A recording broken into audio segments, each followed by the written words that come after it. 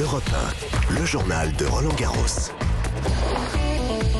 Il est 8h32 sur Europe 1 et quel meilleur endroit pour ce journal de Roland Garros que le central de Roland Garros, là où nous nous trouvons. Bonjour Axel May. Bonjour. Alors là, le bruit des balles s'est tu derrière nous. Maria Sakkari, numéro 3 mondial, s'entraîne, s'échauffe sa cogne. Quelle puncheuse, hein. Ah oui, un coup droit remarquable et extrêmement puissant. Voilà. Elle a sorti hier la française Clara Burel assez facilement en 2-7. Alors, Axel, la question du jour. Rafa Nadal est-il favori pour un 14e titre? L'homme qui collectionne les coupes des mousquetaires comme d'autres collectionnent les timbres est rarement arrivé aussi peu préparé sur la terre battue parisienne. Côte fissurée en mars, impliquant plusieurs semaines de repos, puis une méchante blessure au pied qui s'est réveillée il y a 10 jours. Alors, quand on pose la question à Rafa Nadal sur son statut de favori, la réponse est nette. Non.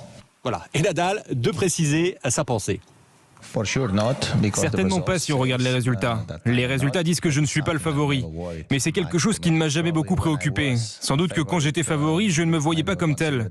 Je me voyais évidemment comme un des candidats au titre. C'est ainsi que je me suis toujours vu dans ma carrière tennistique.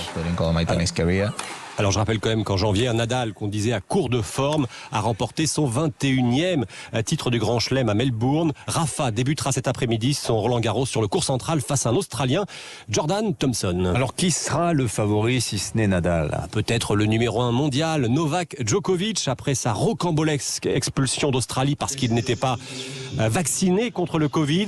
Djoko à l'écran et c'est le tenant du titre ici à Roland. En session nocturne, le Serbe sera opposé ce soir au Japonais Nishioka. Attention également au Grec Tsitsipas, finaliste l'an dernier, et au nouveau phénomène du tennis mondial, l'Espagnol Carlos Alcaraz, 19 ans. Vous l'avez interviewé, c'est à retrouver sur l'appli Europe 1 et sur europe1.fr. Chez les filles maintenant, est-ce qu'il y a une favorite? Les Polonaises, numéro 1 mondial, âgée de 20 ans, Iga Świątek, est sur une série de 28 matchs remportés cette saison. Une Ukrainienne, Sorenko, sera sa première adversaire aujourd'hui.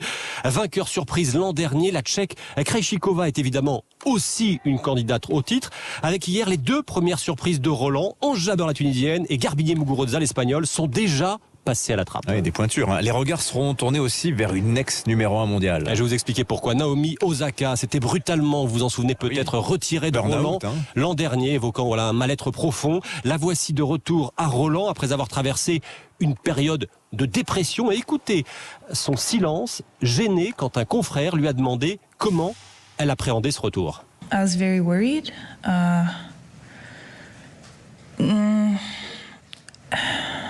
Ah oui, voilà.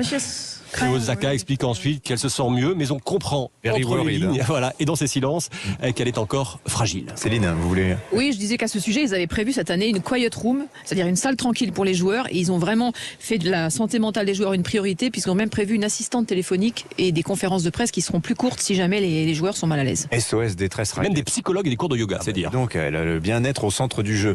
Le Français du jour, Axel. Geoffrey Blancano, c'est le seul des 27 joueuses et joueurs tricolores engagés en qualification à s'en être sorti. Vainqueur du tournoi junior en 2016. Blancano va goûter aujourd'hui pour la première fois au tableau principal de Roland Garros, passé lui aussi par des périodes de doute et même de dépression, jusqu'à envisager d'arrêter sa carrière. Le Breton de 23 ans s'est reconstruit mentalement. Complètement, j'ai mis du temps à me trouver, à prendre ma place dans ce monde de tennis.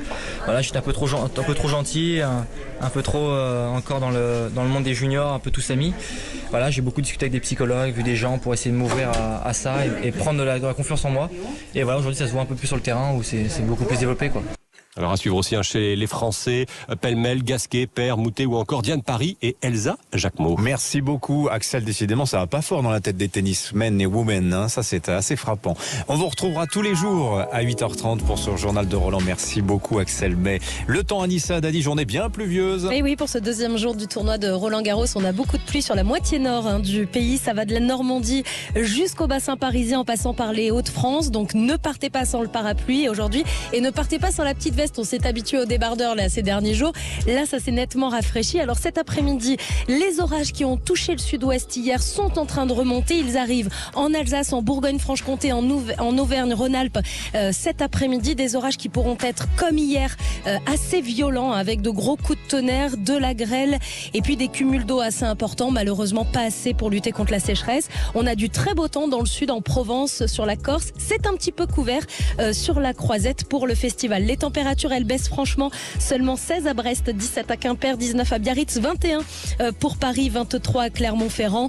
Dans le sud, il fait bien meilleur comme à l'est. 27 à Strasbourg et à Lyon, 28 pour Marseille et 29 pour Ajaccio. Merci beaucoup Anissa Haddadi, 8h37 sur Europe 1.